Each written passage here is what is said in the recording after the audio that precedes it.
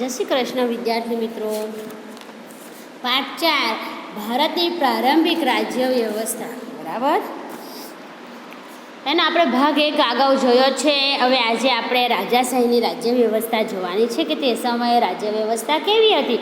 તો જે રાજ્યતંત્રમાં રાજા મુખ્ય હતા તે રાજાશાહી રાજ્યતંત્ર કહેવાતી, કે જેમાં રાજા મુખ્ય હોય એ રાજ્યતંત્ર કેવું રાજ્યતંત્ર કહેવાતું, રાજાશાહીવાળું રાજ્યતંત્ર કહેવાય. બરાબર,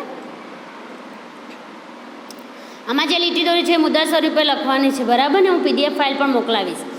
તો આ સમયના મહાજનપદો વચ્ચે સત્તા માટે હરીફાઈ રહેતી, જેમાં મુખ્યત્વે 4 શક્તિશાળી રાજ્યતંત્રો મગધ, કોસલ, વત્સ, અવંતી વચ્ચે વિશેષ સ્પર્ધા રહેતી, જેમાં આખરે મગધ શક્તિશાળી રાજ્ય તરીકે પ્રખ્યાત હતું. કે એ સમયે જે મહાજનપદો વચ્ચે સત્તાઓ માટે હરીફાઈ ચાલતી, કે જે મહાજનપદો હતા એ લોકો વચ્ચે સત્તા માટે હરીફાઈ રહેતી હતી. તો તેમાં 4 શક્તિશાળી રાજ્યતંત્રો હતા, જેમાં રાજાશાહી ચાલે તેને રાજ્યતંત્ર કહેવામાં આવે. બરાબર, તો તેમાં કયા શક્તિશાળી રાજ્યો હતા? તો મગધ, કૌશલ, વત્સ અને અવંતી વિશેષ સ્પર્ધા રહેતી હતી એટલા રાજ્યો વચ્ચે. તો એમાં વધારે કરતાં વધારે કયું રાજ્ય વધારે શક્તિશાળી હતું? તો મગધ. બરાબર, તો આપણે મગધની રાજાશાહી વિશે જોવાના છે.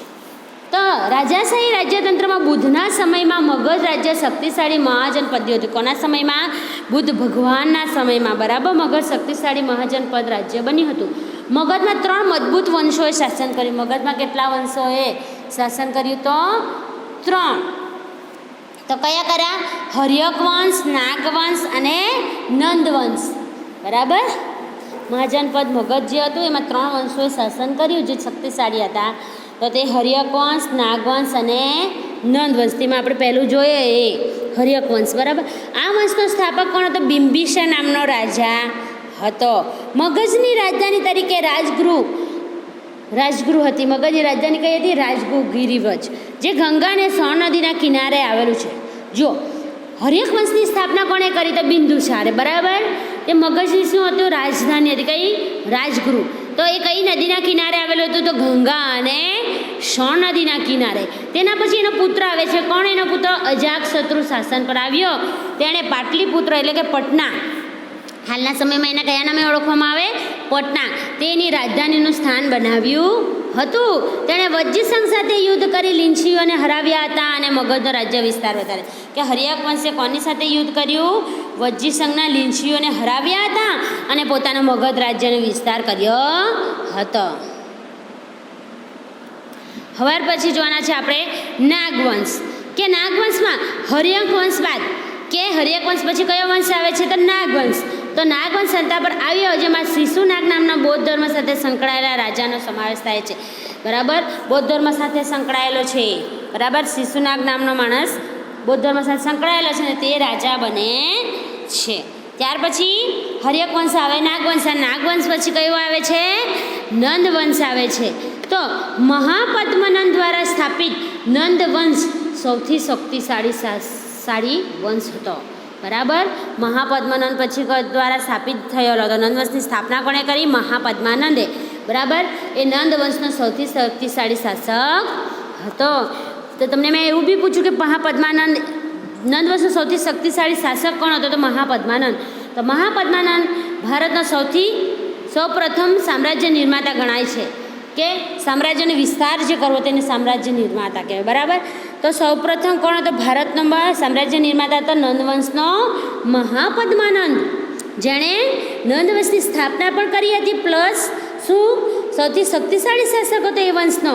તેના સમયમાં મગધ ભારતનું સૌથી શક્તિશાળી રાજ્ય બની ચૂક્યું હતું અને સિકંદરના ભારત પરના આક્રમણ સમયે મગધ પર નંદવંશનો ધનનંદ નામનો રાજા શાસન કરતો હતો. જ્યારે સિકંદરે ભારત પર આક્રમણ કર્યું ત્યારે નંદવંશનું શાસન ચાલતું હતું.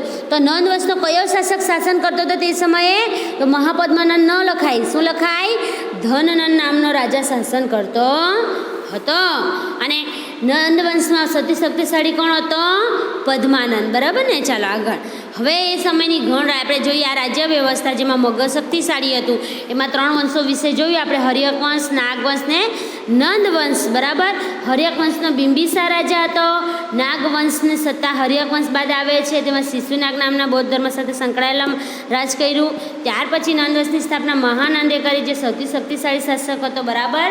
હવે આપણે તે સમયની ગણ રાજ્ય જોવાના છે. ગણ રાજ્ય એટલે કે લોકો દ્વારા પ્રત્યક્ષ કે પરોક્ષ પદ્ધતિ વડે ચૂંટાયેલા વડા દ્વારા શાસિત રાજ્ય કે લોકો પ્રત્યક્ષ કે પરોક્ષ રીતે ચૂંટે છે ને તેના દ્વારા જે શાસિત થાય રાજ્ય તેને ગણ રાજ્ય કહેવામાં આવે છે. આ વ્યાખ્યા યાદ રાખવાની. ગણ રાજ્ય પ્રાચીન રાજ્ય વ્યવસ્થા તથા શાસન પદ્ધતિનું નોંધપાત્ર લક્ષણ છે કે તે સમયે બી ગણ રાજ્ય ચાલતા હતા. આપણે ત્યારમાં લોકો દ્વારા લોકો માટે અને લોકોથી ચાલતું શાસન એટલે લોકશાહી કે ને એ રીતે. બરાબર. એમાં લોકો ચૂંટણી કરે છે એ રીતનું. એટલે ગણ રાજ્ય પ્રાચીન રાજ્ય વ્યવસ્થામાં તે શાસન પદ્ધતિનું નોંધપાત્ર લક્ષણ છે કે આવી રીતે પણ શાસન ચાલતું હતું. ગણનો સામાન્ય અર્થ સમૂહ થાય છે. ગણ એટલે સમૂહ. એક કરતાં વધારે સભ્ય સંખ્યાની મદદથી ચાલતું રાજ્ય એ ગણ રાજ્ય કહે કે એક કરતાં બીજા વધારે લોકો સાથે રાજામાં રાજાશાહી એટલે કે રાજા જ રાજ્ય કરતો હોય. બરાબર. જેનામાં કે એક કરતાં વધારે સભ્ય સંખ્યામાં હોય તેના મદદથી જો રાજ્ય ચાલતો હોય તેને ગણ રાજ્ય કહેવામાં આવે છે. આ સમયે કેટલાક એવા પણ રાજ્યો હતા કે જેમાં રાજાને જનતા દ્વારા પસંદ કરવામાં આવતો હતો કે રાજાને પણ જનતા દ્વારા પસંદ કરવામાં આવતો હતો. તો આવા રાજ્ય ગણ રાજ્ય કહેવામાં આવતું. જેમાં વૈશાલીના લીંછવીઓ. કયા ગણ રાજ્યના ઉદાહરણ આપો તો કયો? વૈશાલીના લીંછવીઓ, કપિલવસ્તુના શાક્યો, મિથિલાના વિદે, કુશીનારાના મલ્લો વગેરે પ્રજાઓના ગણ રાજ્યો હતા. કાં ગણ રાજ્યો હતા કે તે સમયે વૈશાલીના લીંછવીઓ, કપિલવસ્તુના શાક્યો, મિથિલાના વિદે, કુશીનારાના મલ્લો એ ગણ રાજ્યના ઉદાહરણ છે. આ પ્રકારની રાજ્ય વ્યવસ્થા પ્રત્યેક સભ્યોને રાજા જેવો દરજ્જો આપે છે કે જે એક રાજા એટલે કે રાજા જ શાસન કરતો. જ્યારે એક કરતાં બીજો સભ્ય જો શાસન વ્યવસ્થામાં મદદ કરતો હોય તો તેને ગણ રાજ્ય કહેવાય. તો દરેક સભ્યને ત્યાં કેવું દરજ્જો આપવામાં આવતો? રાજા જેવો દરજ્જો કે બધાના મંતવ્યો લેવામાં આવતા હતા. બરાબર. તો ગણ શબ્દ ઘણા સભ્યવાળા સમૂહ માટે વપરાતો. ગણ એટલે જૂથ અથવા સમૂહ. સંઘ એટલે સંગઠન અથવા સભા.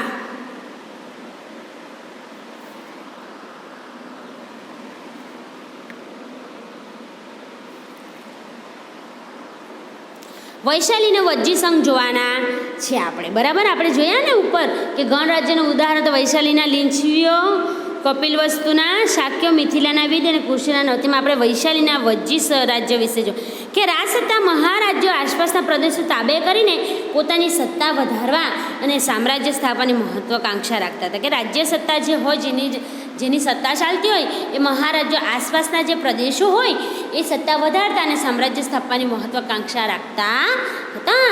આ જોઈને લીંછવી, વજ્જી, જ્ઞાતુક, વિદે, શાક્ય, મલ એવી 8 કે 9 જાતિના લોકોએ પોતાનું રક્ષણ કરવા જે સંઘ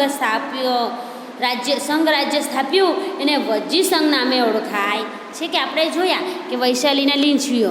તો વૈશાલી શું છે? સ્થળનું નામ છે. કપિલવસ્તુ સ્થળનું નામ છે. જ્યાં શાક્ય એ જાતિનું નામ છે. જેમ કે મિથિલાના વિદે એટલે વિદે એ જાતિ છે. કુશીનારાના મલ્લો એ જાતિ છે. તો એવી રીતે કે આ બધા જે સામ્રાજ્ય સ્થાપવાની મહત્વાકાંક્ષા જે રાખતા એમાં એ બધાને જોઈને શું લીંછવી, વજ્જી, જ્ઞાતુ, વિદે, શાક્ય અને મલ્લ જે 8 જાત કે 9 જાતિના લોકો હતા એ લોકો બધા એક થઈને જે સંઘની સ્થાપના કરી, જે એક સંઘની, તેને કયા નામે ઓળખાતો હતો? વજ્જી સંઘ નામે ઓળખાતું. એ સંઘ રાજ્યનું મુખ્ય સ્થાન કઈ જગ્યા હતું? તો આ જે બધા હતા તે લીંછવીઓ. બરાબર. પાટનગર વૈશાલી હતું. એટલે આ બધું જે વજ્જી સંઘની સ્થાપના કરી એનું પાટનગર ક્યાં હતું? વૈશાલી. બરાબર. વૈશાલીના લીંછવીઓનું. આથી તેને વૈશાલીના વજ્જી સંઘ ગણરાજ્ય કહેવામાં આવતું. તમને એમ થયું કે ઉપર ટીચરે એવું શીખ્યું કે વૈશાલીના લીંછવીઓ ના, અહીંયા તો વૈશાલીના વજ્જી કહે, પણ જે વજ્જી સંઘની જે 8-9 જાતિઓ સ્થાપેલું એનું પાટનગર કયું હતું? વૈશાલી. એટલે વૈશાલીના વજ્જી ગણરાજ્ય તરીકે ઓળખાય છે.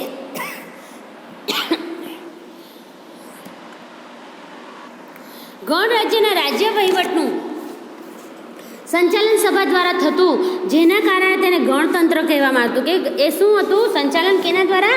કે ગણ રાજ્યનું વહીવટ સંચાલન સભા દ્વારા થતું હતું. કે જે સભા બનાવેલી હોય ને એ લોકો બધા સભ્યોને તેના દ્વારા થતું, એટલે જેના કારણે એને ગણતંત્ર કહેવામાં આવતું.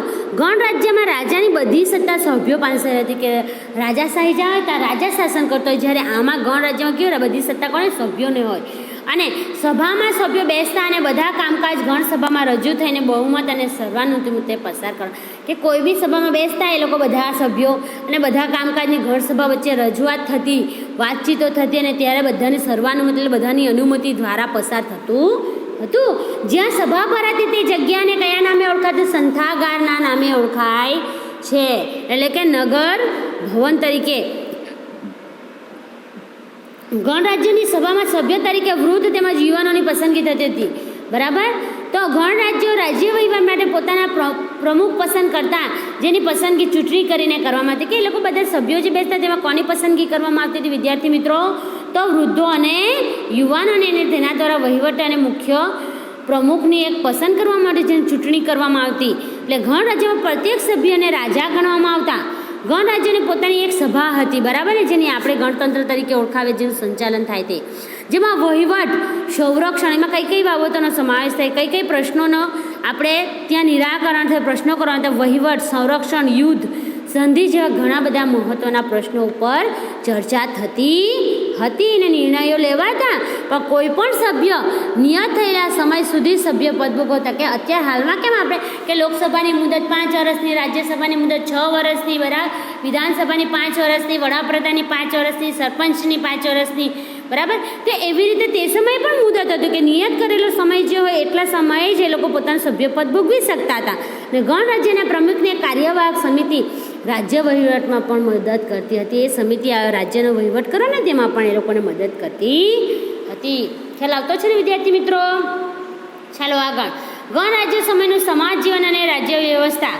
પુરાતત્વ શાસ્ત્રીઓના મતે આ સમયે લોકો સાદા ઘરોમાં રહેતા હતા. કે પુરાતત્વ શાસ્ત્ર જે ઇતિહાસ વિશેની બધી આપણને જાણકારી મેળવે છે તેને કયા નામે ઓળખાય? તો પુરાતત્વ શાસ્ત્ર. સંશોધકોને કયા નામે ઓળખાય?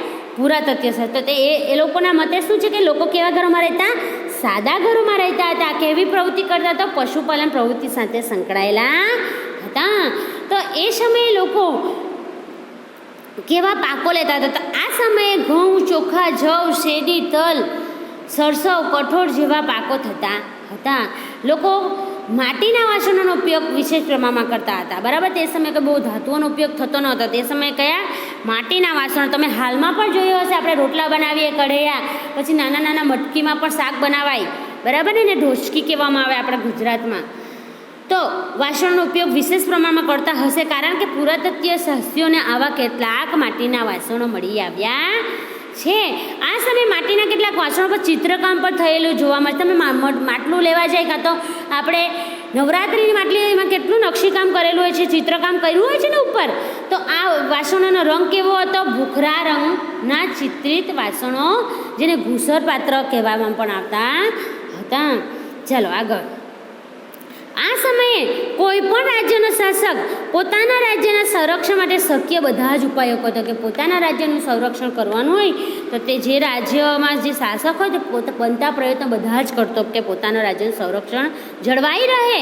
આ માટે રાજ્યની રાજધાનીની આસપાસ શું કરવામાં આવતું? કિલ્લાઓ બાંધવામાં આવતા હતા. આ કિલ્લાઓ મજબૂત અને ઊંચા બાંધવામાં આવતા. તેમાં પુષ્કળ પ્રમાણમાં પથ્થર અને ઈંટોનો ઉપયોગ કરવામાં આવતો. કેટલાક રાજાઓ પોતાની શક્તિ અને સમૃદ્ધિનું પ્રદર્શન કરવા માટે પોતાના રાજ્યની ફરતે વિશાળ, ઊંચી અને ભવ્ય દિવાલો તૈયાર કરવા. આપણે કેટલી જગ્યાએ પ્રવાસન સ્થળે જાય, એમાં ઐતિહાસિક સ્થળો જોઈ, ત્યાં તમે ઊંચી ઊંચી દિવાલો જોઈ હશે. પ્રયાગરાજથી જે મળી છે તો એનું એક ઉદાહરણ કે પ્રયાગરાજથી મળેલી ઈંટની દિવાલ આશરે 2500 વર્ષ પહેલાં ગણાય હશે. એટલા વર્ષ જૂની. એટલે કે સંભવતઃ આ સમયે આવા ઊંચી દિવાલવાળા કિલ્લાઓ બાંધવામાં આવતા હશે એવું માનવામાં આવે છે. તમે દાખલા તરીકે આપણે જોઈએ ને તો આપણે સુરત જવાનો રસ્તો છે, સચિન બસ સ્ટોપ છે, ત્યાં જરીકે આગળ જાય ત્યાં અમે દિવાલ જોઈ હશે ઊંચી, બરાબર, ટનમાં. એ પ્રાચીન સમયની છે. એટલે આ સમયમાં તમામ મહાજનપદોને વિશાળ સેનાને સંરક્ષણ માટે મજબૂત કિલ્લાની જરૂરિયાત રહેતી હશે, આપણે એવું માનીએ. એટલે આ જરૂરિયાતને પૂરી કરવા માટે લોકો પાસેથી કર લેવામાં, કે આ દિવાલ બનાવવાનો ખર્ચો તો થાય જ ને, એટલે લોકો પાસે શું લેવામાં આવતું? કર. જો આ પ્રયાગરાજ પાસે અલ્હાબાદમાં આવેલું છે, ત્યાં જે દિવાલ મળી છે ઈંટોની તે છે અહીંયા દર્શાવવામાં આવી. એટલે ખેતીના પાક પર છઠ્ઠો ભાગ ખેડૂત રાજકોષમાં આપતા, કે જે રીતની મહેસૂલ તરીકે શું લેવામાં આવતું હતું કે જેટલો પાક થાય એનો છઠ્ઠો ભાગ આપી દેવાનો રાજકોષમાં. અને કારીગર વર્ગ હોય એણે શું કરવાનું કે માસમાં એક દિવસ રાજ્યને કામ કરી આપવાનું. ને પશુપાલકો શું કરવાનું તો પશુપાલકો કરના ભાગરૂપે પશુ આપતા, કે જે ખેતી કરતો એ છઠ્ઠો ભાગ આપતું, જે કારીગર વર્ગ હોય તે માસમાં એક દિવસ રાજ્ય માટે કામ કરતું, પશુપાલક હોય તે પશુઓ આપતા, વેપારીઓ સામાનના ખરીદ વેચાણ પર કર આપતા હતા, જે વેપારી હોય તે કર આપતા. એટલે મહાજનપદોના સમયગાળામાં લોખંડના ઓજારોને લીધે ખેતીમાં સુધારો થવા લાગ્યો. તમને એવો સવાલ થાય કે મહાજનપદોના સમયગાળા દરમિયાન ખેતીમાં સુધારો શા માટે થયો? તો લોખંડના ઓજારોના લીધે ખેતીમાં સુધારો થવા લાગ્યો હતો. તો આટલું જાણવામાં શું છે કે મહાવીર સ્વામી અને ગૌતમ બુદ્ધ બંને આ મહાજનપદોમાં પગપાળા વિચાર્યા હતા. એટલે કે ચાલવું વિચાર્યા, એટલે આગળ એટલે બધે એ લોકોનો સંદેશ ધર્મને લગતો એ લોકો પગપાળા કર્યો હતો. જૈન અને બૌદ્ધ ધર્મ ગ્રંથોમાં ગણ રાજ્યો વિશે માહિતી પ્રાપ્ત થાય છે, કે આપણે જે આ પાઠમાં ગણ રાજ્યો વિશે ભણ્યા એ બૌદ્ધ અને જૈન ધર્મના ધર્મગ્રંથોમાં જાણવા મળે છે. ગણ રાજ્યના યુગ દરમિયાન મહાત્મા બુદ્ધનો જન્મ થયેલો, તેથી આ યુગને બુદ્ધકાલીન યુગ પણ કહેવામાં આવે છે. ગણ રાજ્યના યુગને બીજા કયા યુગ તરીકે ઓળખવામાં આવે છે? તો બુદ્ધકાલીન યુગ પણ કહેવાય. શા માટે? તો બુદ્ધનો જન્મ તે સમયે થયો હતો. વિશ્વમાં અન્યત્ર તો સ્પાર્ટા, એથેન્સ, રોમ, ગ્રીસ વગેરેના નગર રાજ્યોનું જે રીતે લોકશાહી રાજ્ય તરીકે વિવરણ કરવામાં આવ્યું છે, તે જ રીતે પ્રાચીન ભારતમાં ગણ રાજ્યનું પણ લોકશાહી રાજ્ય તરીકે દર્શાવી શકાય છે. કે પ્રાચીન સમયમાં બી આવી લોકશાહી પદ્ધતિ, કેમ કે ગણ રાજ્યોમાં લોકોના સમૂહ દ્વારા સભ્યોને દરેક સભ્યને રાજાનું મહત્વ આપવામાં આવતું હતું. બરાબર, એટલી સત્તા હતી, એટલા માટે તે સમયે લોકશાહી રાજ્ય પણ હતું એવું માનવામાં આવે, દર્શાવી શકાય છે. વિદ્યાર્થી મિત્રો, આખું સ્વાધ્યાય કરવાનું છે. તો સૌને જય શ્રી કૃષ્ણ.